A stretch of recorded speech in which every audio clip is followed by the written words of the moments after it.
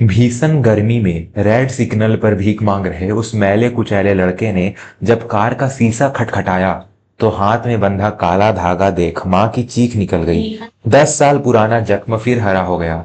शहर की आपाधापी और गाड़ियों के शोर के बीच दोपहर की चिलचिलाती धूप पत्थर को भी पिघला देने वाली थी। शांति जी अपने सफेद एसयूवी की पिछली सीट पर बैठी खिड़की के बाहर शून्य में ताक रही थी।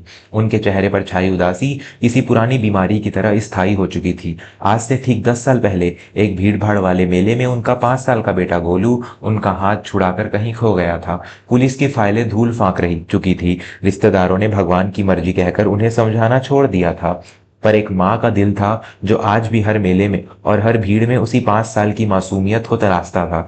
गाड़ी प्रेस एनक्लेव के बड़े रेड सिग्नल पर रुकी। 60 सेकंड का काउंटडाउन शुरू हुआ। शांति जी ने आंखें मूंद ली क्योंकि उन्हें पता था कि अभी ढेर सारे बच्चे गाड़ी के पास आएंगे। कोई फूल बेचेगा, कोई शीशा साफ करेगा तो कोई हाथ फैलाएगा। उन्हें उन बच्चों को देखकर अपने गोलू की याद और ज्यादा सताती थी। अचानक कार का शीशा खटखटाया गया। मैम, कुछ खाने को दे दो, बड़ी भूख लगी है। आवाज में एक अजीब सा कंपन था। शांति जी ने झिझकते हुए शीशा नीचे किया। सामने एक 15 साल का लड़का खड़ा था। उसका चेहरा धूल और पसीने से अटा पड़ा था। कपड़े फटे हुए थे और बाल उलझे हुए थे। लेकिन जैसे ही शांति जी की नजर उसके चेहरे पर पड़ी, उनके दिल की धड़कन एक पल के लिए थम गई। उन आंखों में वही भोलापन था जो उनके गोलू की आंखों में हुआ करता था। लड़के ने फिर हाथ आगे बढ़ाया। मैम, 1 रुपया दे दो।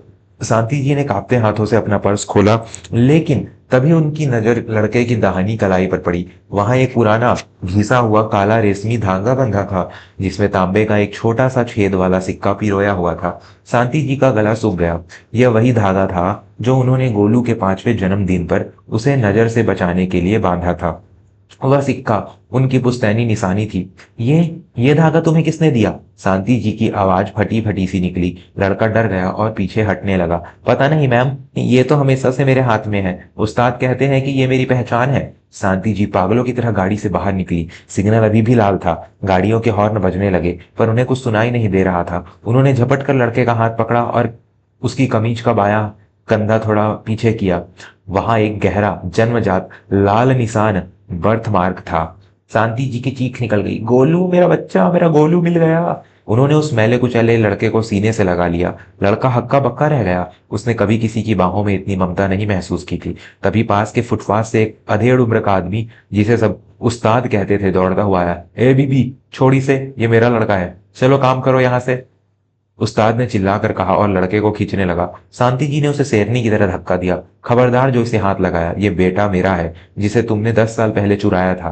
पुलिस को बुलाओ। भीड़ इकट्ठा हो गई। उस्ताद घबराकर भागने की कोशिश करने लगा पर ट्रैफिक पुलिस के 2 जवानों ने उसे दबोच लिया। शांति जी सड़क पर ही घुटनों के बल बैठ गई और लड़के का चेहरा चूमने लगी। बेटा, मैं तुम्हारी माँ हूँ, याद करो वो छोटा सा घर, वो लोरी, मैं रोज तुम्हें दूध पिलाती थी, पहचानो मुझे। लड़का जो अब तक सिर्फ चोर उचक्का बनकर जिया था, उसकी आंखों से गंगा जमुना बहने लगी। उसे धुंधली सी यादें आने लगी, एक महक, एक गोद और एक लोरियां सुनाने वाली आवाज। उसने धीरे से कहा, माँ। उस एक शब्द ने शांति जी के 10 साल का वनवास खत्म कर दिया। सिग्नल हरा हो गया था, गाड़ियां चलने लगी थी और उस माँ के लिए वक्त ठहर गया था। 10 साल पहले जिस बेटे को भीड़ ने छीना था, आज उसी सड़क ने उसे वापस लौटा दिया था। पुलिस की जांच में पता चला कि उस्ताद एक बड़े गैंग का हिस्सा था जो बच्चों को अगवा कर उनसे भीख मंगवाता था। गोलू की याददाश्त वक्त के साथ धुंधली हो गई थी, पर माँ का दिया वो काला धागा उसकी तकदीर बनकर उसके साथ रहा। शांति जी गोलू को घर ले आई। नहला धुलाकर जब उसे नए कपड़े पहनाए गए तो बिल्कुल वैसा ही लग रहा था जैसा शांति जी ने उसे अपनी कल्पनाओं में बड़ा होते हुए देखा था। वर्मा स्टोरीज की यह कहानी हमें सिखाती है कि दुनिया में सब कुछ हो सकता है, पर एक माँ की ममता और उसके विश्वास की डोर कभी नहीं टूटती। कुदरत का न्याय देर से सही पर आता जरूर है। आज शांति जी के घर में 10 साल बाद फिर से चूल्हा खुशी से जला है और आंगन में वही पुरानी खिलखिलाहट गूंज रही है। सब्सक्राइब जरूर कर दे।